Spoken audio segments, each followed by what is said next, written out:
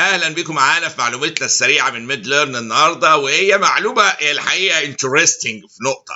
هلا يعني احنا في الطب كتير قوي اللي بيجي له زغطه ده او ايكابس بناخدها لايتلي، بس هي ممكن ما تبقاش حاجه لايت. يعني يقول لك ايه، في وجود فيفر مع عيانين عندهم اكسسيف هيكابس، يعني عنده زغطه كتير قوي قوي قوي ومعاها فيفر، دي تخلينا افكر في احتمالات معينه كديفرنشال غريب جدا.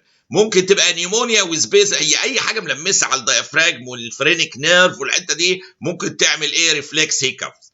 فاي حاجه تعمل فيفر وممكن تعمل ايه، الريتيشن للديافراجم والفرينيك نيرف اندنجز زي نيومونيا وسبيزال بلوريسي، يبقى انت هنا نازل ايه تحت نوت الريتيكنج الفرينيك نيرف فايبرز. هنا البيريكاردايتس برضو البيريكاردايتس ايه، ممكن تيريتيت الفرينيك نيرفز في البيزل ليفل بتاعها وتعمل ايه برضو ايه، هيكابس معاها ومعاها فيفر. سب دايفراجماتيك ابسس، حاجه ابسس تحت الدايفراجم irritating الدايفراجم والفرينيك نيرف اندكس يعمل هيكابس وفي ابسس معايا فيفر.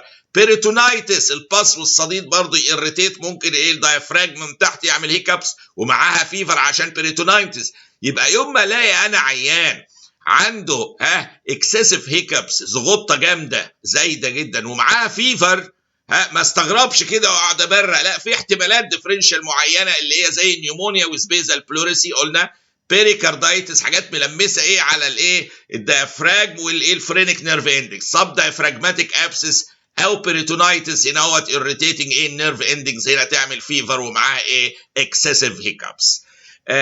والى اللقاء مع معلومه جديده بكره ان شاء الله.